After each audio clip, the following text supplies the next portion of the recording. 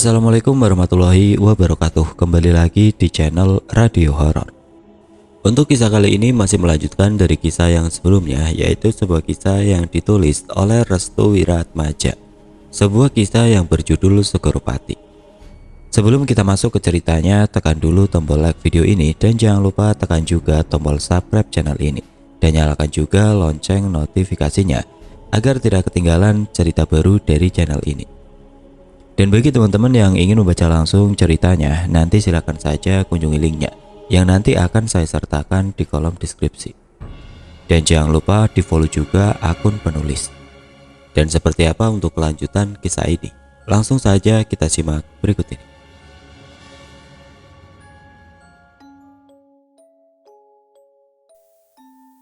Sopran dan Rokib, mereka berdua masih berada di dalam mobil masing-masing.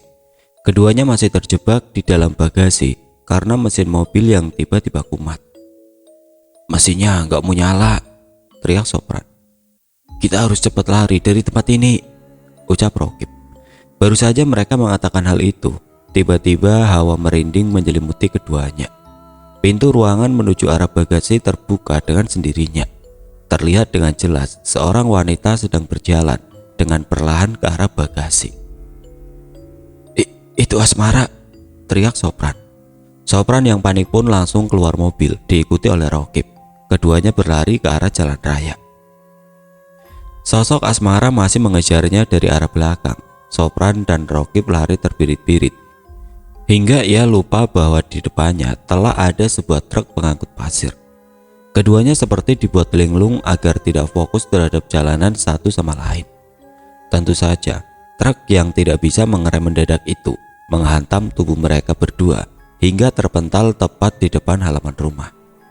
Rokib dan Sopran sekarat, darahnya mengalir deras di jalanan. Keduanya masih menatap ke arah rumahnya, yang dimana tepat di depan rumahnya telah berdiri sosok wanita berwajah mengerikan. Ia adalah Asmara. Sementara Sobri, ia membawa Ando ke sebuah tempat hingga subuh menggema. Sobri tahu bahwa dalang dibalik ini adalah seseorang yang tidak menerima akan kematian Asmara. "Mas, pernah dengar Segoro Pati?" tanya Sobri. "Segoro Pati itu apa?" tanya Ando. "Segoro Pati adalah sebuah dendam yang diarahkan menggunakan sosok yang telah meninggal dunia," jelas Sobri. "Maksud kamu, Asmara ini dibangkitkan kembali untuk membalaskan dendam orang-orang yang tidak menerima kematiannya?" tanya Ando. "Benar, Mas. Di desa kami, orang yang melakukan itu adalah sebuah dukun sakti," jelas Sobri. "Kau tahu dari mana?" tanya Ando. "Di desa kami, orang yang mendapati anggota keluarganya meninggal dengan tidak wajar, maka ini adalah cara yang dilakukan untuk membalas dendam," jelas Sobri. "Lalu siapa yang melakukannya?" tanya Ando. "Ayah Asmara." Sobri masih terus membawa Ando ke tempat yang aman. Jangkauan Segoro Pati akan hilang manakala melebihi radius 10 km. "Mas, kita berhenti di masjid depan. Kita harus sholat sunnah untuk melindungi tubuh kita," jelas Sobri. Ando mengikuti langkah yang dilakukan oleh Sobri. Dia sendiri baru tahu bahwa ritual itu masih dilakukan dengan mengaitkan para dukun sebagai senjata utamanya. Setelah mereka sampai di masjid, keduanya langsung menunaikan ibadah sholat sunnah. Harapan keduanya adalah agar terhindar dari Segoro Pati yang dilakukan oleh ayah Asmara terhadap keduanya. Setelah usai, mereka berdua menunggu subuh menggema. Hal ini harus dilakukannya karena gangguan itu akan terus berlanjut selama permintaan dari orang yang mengadakan ritual ini belum terpenuhi. "Dahulu, keluarga kami terkena ritual mematikan ini. Sosok yang dijadikan sebagai alat itu sebenarnya adalah jin peliharaan dukun. Jin itu akan menyamar sebagai seseorang yang telah meninggal lalu mengganggu targetnya," jelas Sobri. "Kenapa kau baru bilang?" tanya Ando. "Maaf Mas, takutnya Mas gak percaya. Soalnya ritual ini akan terus berjalan selama 1 hari penuh. Sirkulasi waktunya hanya bisa dijalankan tiap 7 sampai 10 hari sekali," jelas Sobri. "Lalu bagaimana mematahkannya?" tanya Ando. "Untuk sekarang masih belum bisa diketahui. ucap Sobri. Mereka terus mengatakan hal tentang Segoropati dengan serius. Saat dimana Ando merasakan sesuatu yang tidak enak di dalam pikirannya, ia mulai menanyakan suatu hal tentang Segoropati. Ritual ini membunuh seluruh korban? Tanya Ando. Iya, ini tergantung permintaan pihak penuntut kepada dukun tersebut. Jika pihak penuntut meminta korban yang ditumbalkan adalah satu keluarga, maka mereka semua akan mati, jelas Sobri. Aku yakin kedua kakakku telah mati. Sobri tidak bisa menyangkal asumsi yang diucapkan oleh Andu mengenai keadaan Sopran juga Rokib. Sebentar lagi subuh. Mas mau kemana? Tanya Sobri. Aku ingin memastikan keadaan Sopran dan Rokib. Apakah mereka masih hidup? Saat dimana adzan subuh menggema, ritual itu tidak berlaku lagi. Dibutuhkan paling tidak 7-10 hari untuk kembali melakukan ritual yang sama. Setelah mereka berdua usai menjalankan sholat subuh, Andu meminta giliran dia yang menyetir mobil. Sobri menyetujui itu. Tubuh mereka berdua sangat lelah karena berjuang untuk bertahan hidup. Selama dalam perjalanan, mereka melihat beberapa kendaraan polisi melewatinya. Mas, sepertinya di depan ada orang kecelakaan, ucap Sobri. Dan benar saja, polisi itu sedang mengidentifikasi kematian dua orang yang dikenal. Mereka berdua adalah Sopran dan Rokib. Keduanya meninggal dunia dengan tubuh yang tidak utuh lagi. Darah keduanya membasahi aspal jalanan. Andu menghentikan mobil di pinggir jalan. Ia kemudian berjalan perlahan mendekati orang-orang yang menutupi pandangannya. Minggir, teriak Andu. Minggir. Andu tidak bisa menahan air matanya yang sejak tadi ia tahan. Minggir, beri aku jalan, teriak Andu. Sobri mengikuti Andu dari belakang. Maaf mas, mbak, tolong kasih jalan, pinta Sobri kepada orang-orang di sekitaran. Weh, kalian siapa? Tanya seorang pengendara yang kebetulan sedang menghalangi jalan Andu dan Sobri. Saya adiknya, teriak Andu. Tentu saja hal itu membuat orang asing itu terdiam.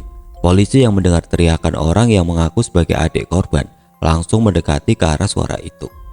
Orang-orang yang mendengar teriakan Andu dengan seketika membukakan jalan untuk membiarkan Andu melewatinya. Mas, ucap Sobri.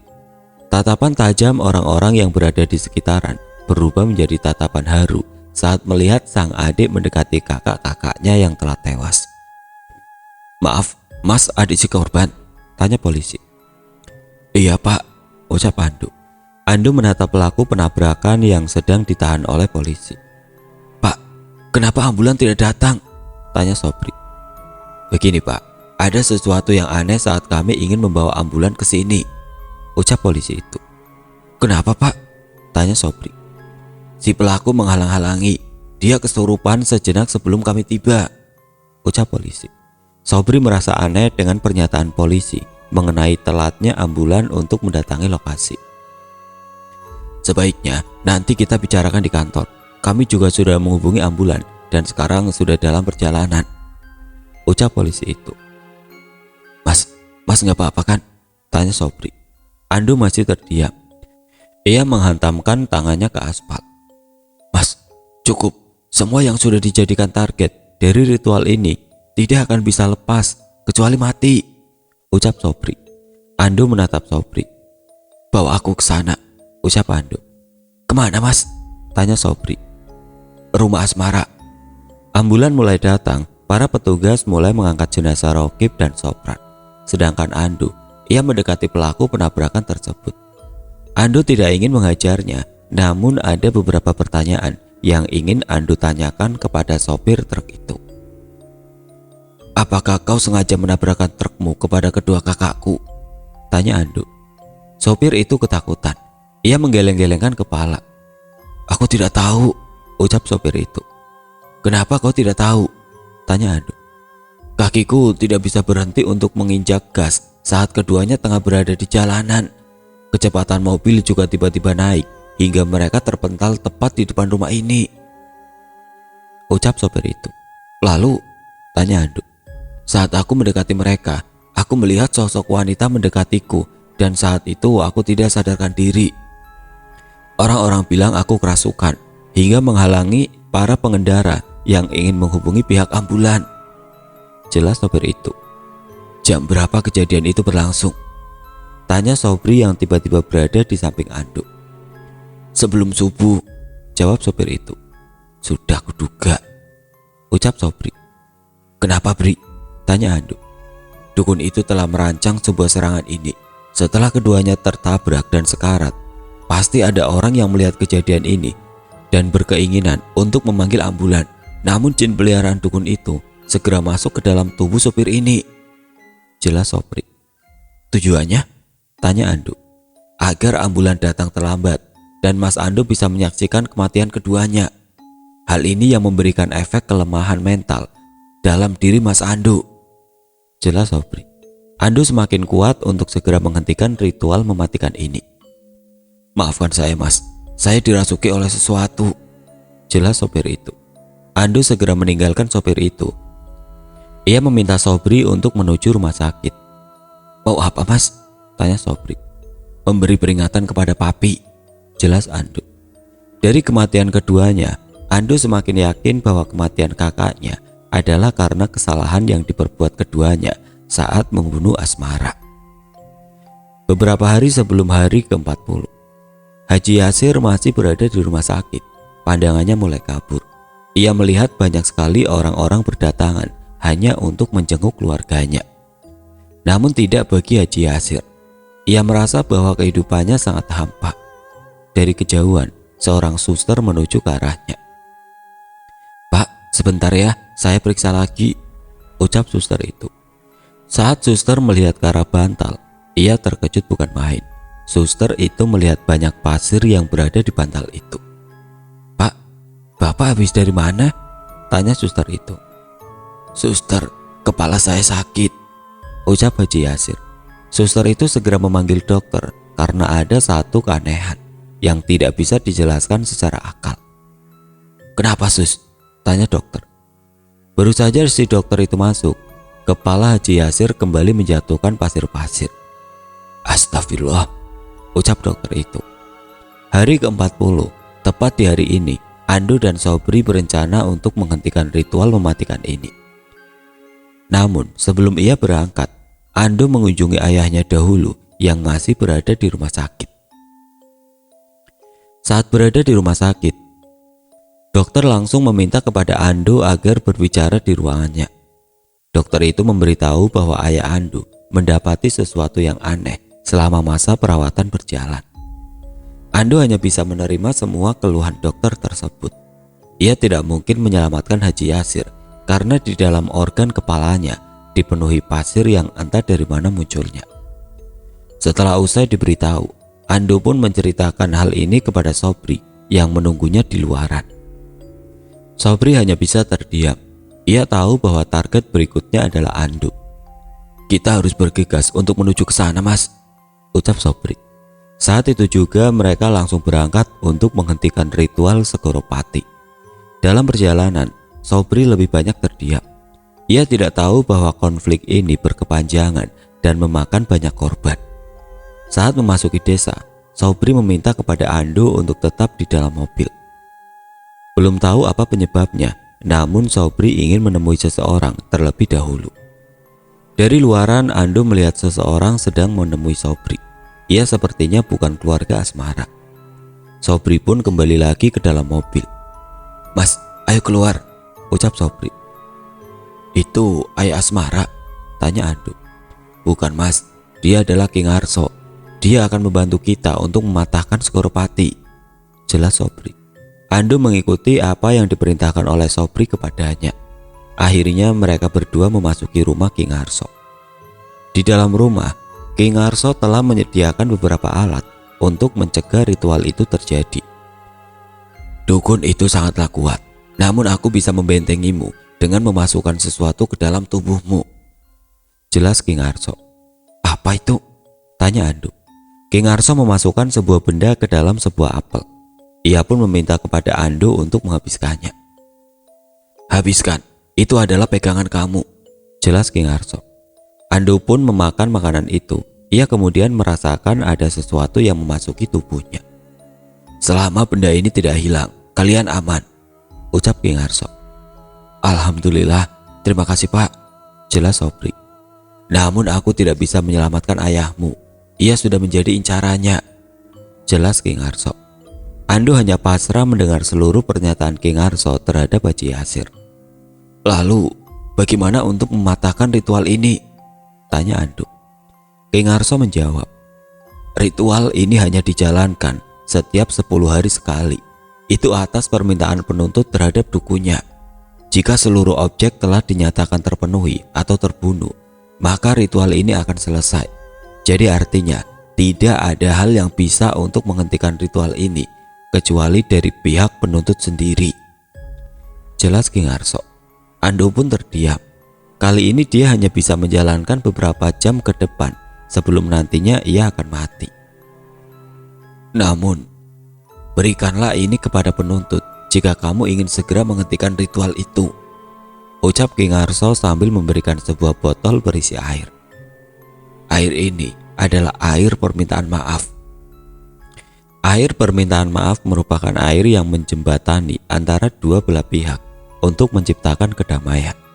Dahulu, cara ini mampu untuk menghentikan konflik santet yang berkepanjangan. Sekarang, segeralah pergi ke rumah penuntut itu sebelum waktunya habis, jelas Ki Ngarso. Mereka pun segera pamit untuk melanjutkan menuju ke rumah Asmara. Tujuannya hanyalah satu. Sebelum waktunya habis, Ando telah lebih dulu meminta maaf kepada orang tua Asmara.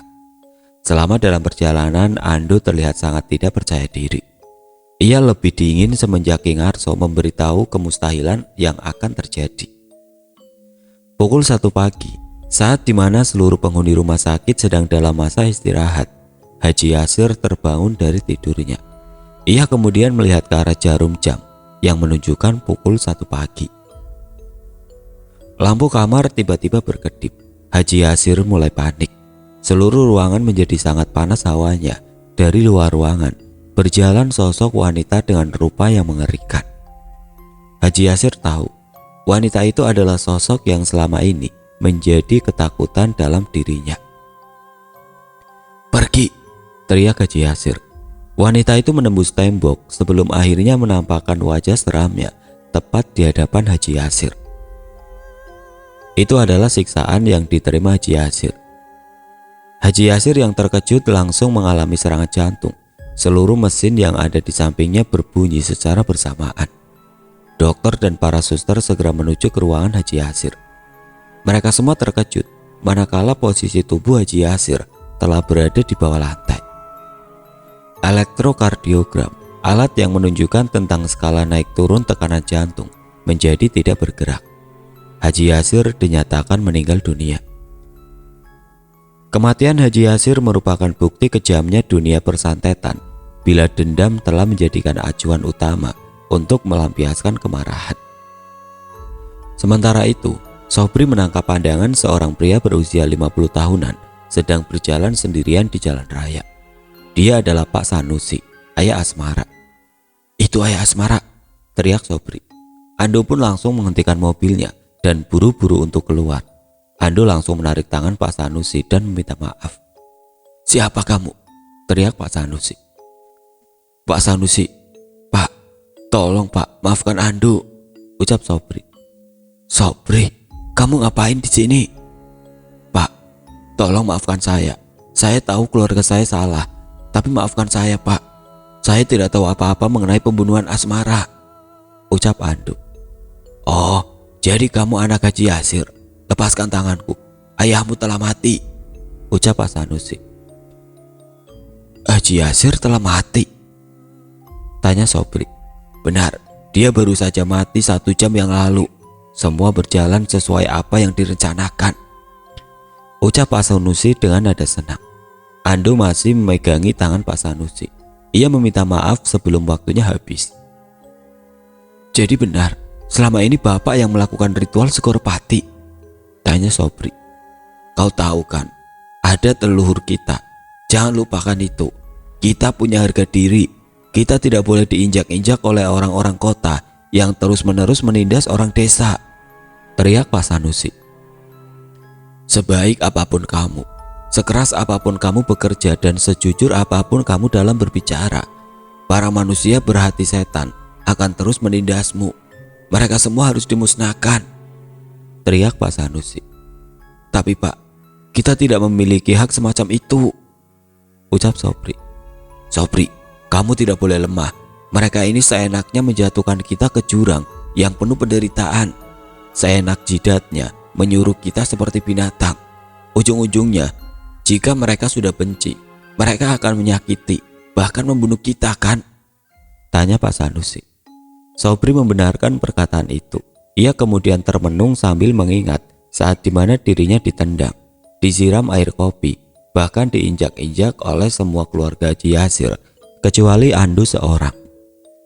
Sudahlah Bri, jangan kau beri kasihan orang ini. Dia tidak patut untuk dibela, pinta Pak Sanusi. Mas Andu bukan orang jahat Pak, ia adalah manusia yang memanusiakan manusia, ucap Sobri. Sobri, dengar baik-baik. Sekarang tidak ada lagi prinsip itu. Yang ada sekarang adalah manusia yang menyesatkan manusia. Apa kau kira setan tidak menyesatkan? Setan sekarang berada di dalam diri manusia itu sendiri. Mereka telah menyatu, ucap Pak Sanusi. Dan Bapak juga salah satunya. Bapak membunuh Sopran dan Rokib, lalu Haji Yasir Pak. Mau sampai kapan Segoropati ini berakhir? Tanya Sobri. Sampai seluruh keluarga Haji Yasir mati tidak tersisa. Aku yakin keturunannya akan lebih dari setan, jelas Pak Sanusi. Mas Andu adalah orang yang membela Asmara saat dirinya dihina dan dilecehkan. Bapak mau membunuh orang ini. Mas Andu adalah orang yang memberikan uang untuk Asmara secara diam-diam di saat Haji Yasir tidak menggajinya. Bapak masih mau menyiksanya? Tanya Sobri. Sedikit demi sedikit hati Pak Sanusi jatuh dalam telaga penyesalan. Pak, dendam tidak akan berakhir. Setan senang kita seperti ini. Sekarang semuanya sudah selesai. Apa yang Bapak mau sudah selesai kan? Tapi tolong Pak, maafkan Mas Andu. Dia tidak terlibat, pinta Sobri. Pak Sanusi menyuruh Andu bangkit. Bangunlah nak, aku tahu ada sesuatu yang kau titipkan kepadaku. Berikan itu padaku, pinta Pak Sanusi. Andu pun langsung memberikan sebotol air kepada Pak Sanusi. Ternyata cara pendekatan yang dilakukan oleh Sobri membuahkan hasil. Pak Sanusi langsung meminum air itu sampai habis. Itu artinya kedua belah pihak telah berdamai dan Segoropati telah berhenti. Terima kasih Pak, terima kasih. Sekarang pulanglah, urus pemakaman ayahmu, pinta Pak Sanusi. Sobri langsung memeluk Pak Sanusi. Ia berterima kasih kepada Pak Sanusi karena telah memberikan pintu maaf kepada Andu. Di saat Sobri memeluk Pak Sanusi, ia melihat seorang wanita cantik tengah berdiri di tengah jalan sambil tersenyum. Dia adalah Asmara. Asmara, terima kasih, ucap Sobri. Kisah ini adalah kisah nyata di tahun 2000-an dan diceritakan kembali di tahun 2012. Saat pertama kali diceritakan cerita ini, saya mengira bahwa santet adalah tahayul. Namun inilah yang sebenarnya dijadikan hal mengerikan di balik dendam yang berkepanjangan. Semoga cerita ini memberikan banyak pelajaran.